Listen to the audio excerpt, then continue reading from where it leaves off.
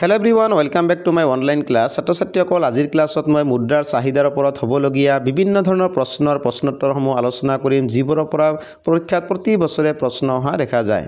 তাৰল্যতা প্ৰীতি বা মুদ্ৰাৰ চাহিদা কাক বোলে? যে মুদ্ৰা হৈছে আটাইতকৈ তৰল সম্পদ। ইয়াৰ বিনিময়ত সহজে যিকোনো বস্তু পাব পাৰি বাবে প্ৰতিজন মানুহে নগদ টকা হাতত ৰাখিব বিচাৰে। ইয়াক তাৰল্যতা প্ৰীতি বা মুদ্ৰাৰ চাহিদা বুলি কোৱা হয়।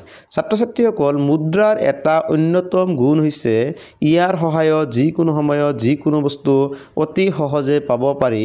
মুদ্ৰাৰ এই গুণক তাৰল্য গুণ বুলি কোৱা হয়।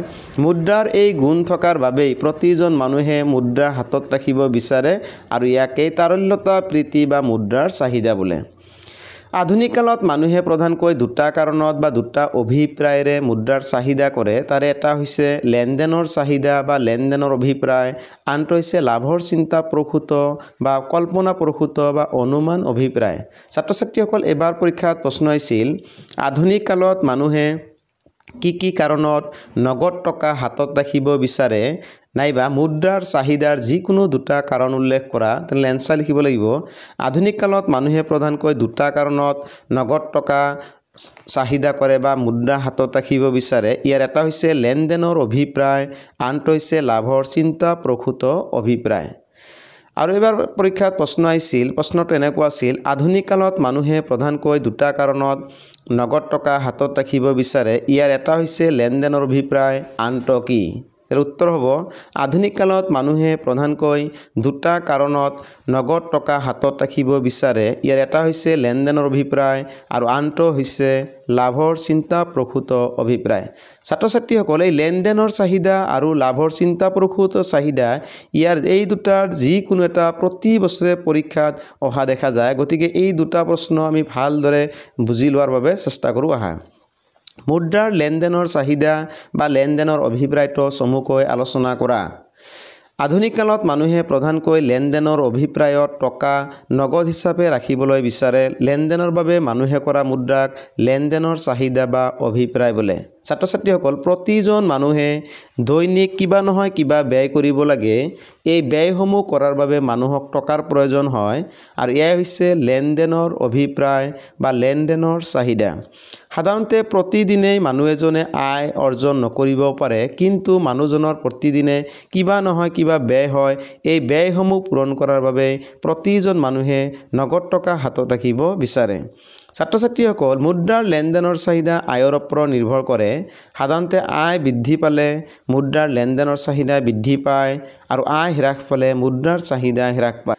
আয় বৃদ্ধি পালে লেনদেনৰ চাহিদা বাঢ়ে, মুদ্ৰাৰ চাহিদা বাঢ়ে।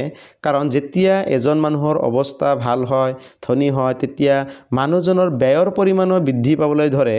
গতিকে মানুহক বেছিকৈ টকা লগা হয়। আনহাতে যেতিয়া এজন মানুহৰ অৱস্থা বেয়া হয়, তেতিয়া মানুহজনে কম খৰচতে চলিবলৈ চেষ্টা কৰে, অৰ্থাৎ মানুহজনৰ কম টকা হ'লেও চলিব পাৰে, অৰ্থাৎ মুদ্ৰাৰ চাহিদা কমি যায়। চিত্ৰহাত ছাত্ৰ-ছাত্ৰীসকলে এইটো আমি আলোচনা কৰিব পাৰোঁ। চোৱা চিত্ৰত মুদ্ৰা লেনদেনৰ চাহিদা আৰু আয়ৰ মাজৰ সম্পৰ্ক দেখুৱাইছে। ছাত্ৰ-ছাত্ৰীসকল এক্স অক্ষত আয় দেখুৱাবা আৰু ৱাই অক্ষত মুদ্ৰাৰ চাহিদা দেখুৱাবা। চিত্ৰ অনুসৰি জাতীয় আয়ৰ পৰিমাণ বা আয়ৰ পৰিমাণ যেতিয়া ৱাই হয়, তেতিয়া মুদ্ৰাৰ চাহিদা এম হয়। ধৰা হ'ল আয়ৰ পৰিমাণ বৃদ্ধি পাইছে ৱাইৰ পৰা ৱাই 1 লৈ, তেতিয়া দেখা যায় মুদ্ৰাৰ চাহিদা এমৰ পৰা এম লৈ বৃদ্ধি পায়। অৰ্থাৎ আয় বৃদ্ধি পালে মুদ্ৰাৰ চাহিদা বৃদ্ধি পায়, আনহাতে আয় হ্ৰাস পালে মুদ্ৰাৰ চাহিদা হ্ৰাস পায়। এনেদৰে মানুহে লেনদেনৰ অভিপ্ৰায়ত যি টকা হাতত ৰাখিব বিচাৰে সেই চাহিদাটো কাৰ ওপৰত নিৰ্ভৰ কৰে? আয়ৰ ওপৰত নিৰ্ভৰ কৰে।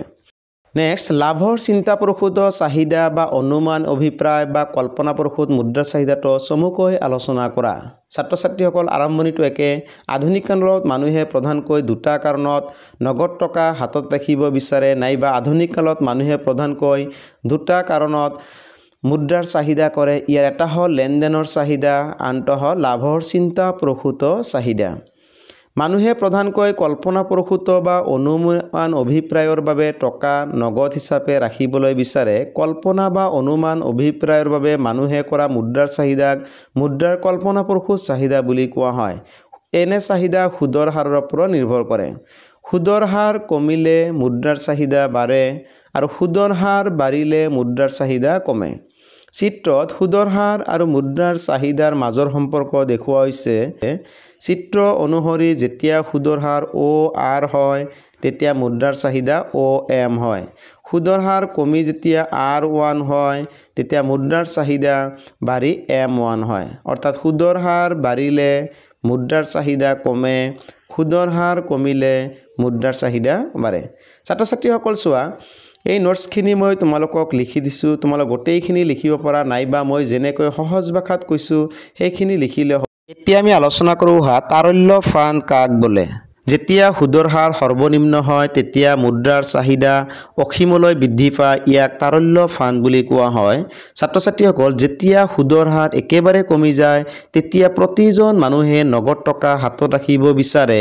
অৰ্থাৎ সুদৰ হাৰ একেবাৰে সৰ্বনিম্ন হলে মুদ্ৰাৰ চাহিদা অসীমলৈ বৃদ্ধি পায় বা প্ৰতিজন মানুহে নগদ টকা হাতত ৰাখিব বিচাৰে ইয়াকেই তাৰল্য ফাণ্ড বুলি কোৱা হয় ছাত্ৰ-ছাত্ৰীসকল চিত্ৰ অনুসৰি যেতিয়া সুদৰ হাৰ OR হয় তেতিয়া মুদ্ৰাৰ চাহিদা OM হয় কিন্তু সুদৰ হাৰ OR1 লৈ কমি গলে মুদ্ৰাৰ চাহিদা অসীমলৈ বৃদ্ধি পায় সো ৰেখাডাল OX অক্ষৰ সমান্তৰাল হৈছে অৰ্থাৎ সুদৰ হাৰ সৰ্বনিম্ন হলে মুদ্ৰাৰ চাহিদা আনলিমিটেড হয় অসীমলৈ বৃদ্ধি পায় ছাত্ৰ-ছাত্ৰীসকল ইয়াকেই তাৰল্য ফাণ্ড বুলি কোৱা হয় অৰ্থাৎ চাহিদা ৰেখাডালৰ আকৃতি অনুভূমিক বা OX অক্ষৰ সমান্তৰাল হয় আৰু এই অৱস্থাটোকে তাৰল্য ফাণ্ড বুলি কোৱা হয় ছাত্ৰ-ছাত্ৰীসকল আজিৰ ক্লাছৰ পৰা আমি কি গম পালো আজিৰ ক্লাছৰ পৰা আমি গম পালো মুদ্ৰা হৈছে আটাইতকৈ তৰল সম্পদ ইয়াৰ বিনিময়ত সহজেই যিকোনো বস্তু পাব পাৰি সেইকাৰণে প্ৰতিজন মানুহে নগদ টকা হাতত ৰাখিব বিচাৰে আৰু মানুহে টকা হাতত ৰাখিব বিচৰাৰ মূল কাৰণ হৈছে দুটা এটা হৈছে লেনদেনৰ চাহিদা আনটো হৈছে লাভৰ চিন্তাপ্ৰসূত চাহিদা মুদ্ৰাৰ লেনদেনৰ চাহিদাটো আয়ৰ ওপৰত নিৰ্ভৰ কৰে আয় বৃদ্ধি পালে লেনদেনৰ চাহিদা বৃদ্ধি পায় আয় কমি গলে লেনদেনৰ চাহিদা হ্ৰাস পায় আনহাতে কল্পনাপ্ৰসূত চাহিদা বা চিন্তাপ্ৰসূত চাহিদা সুদৰ হাৰৰ ওপৰত নিৰ্ভৰ কৰে সুদৰ হাৰ বাঢ়িলে মুদ্ৰাৰ চাহিদা কমে সুদৰ হাৰ কমিলে মুদ্ৰাৰ চাহিদা বাঢ়ে ওপৰৰ আলোচনাৰ পৰা আমি ক'ব পাৰো যে মুদ্ৰাৰ চাহিদা সমান লেনদেনৰ চাহিদা আৰু কল্পনাপ্ৰসূত চাহিদা অৰ্থাৎ লেনদেনৰ চাহিদা আৰু কল্পনাপ্ৰসূত চাহিদাক একলগ কৰিলে মুঠ মুদ্ৰাৰ চাহিদা পোৱা যায় ছাত্ৰ-ছাত্ৰীসকল আজিৰ ক্লাছটো ইমানতে সামৰিছোঁ অহা খণ্ডত আৰু লগ পাম ভালে থাকা সুস্থ থাকা ধন্যবাদ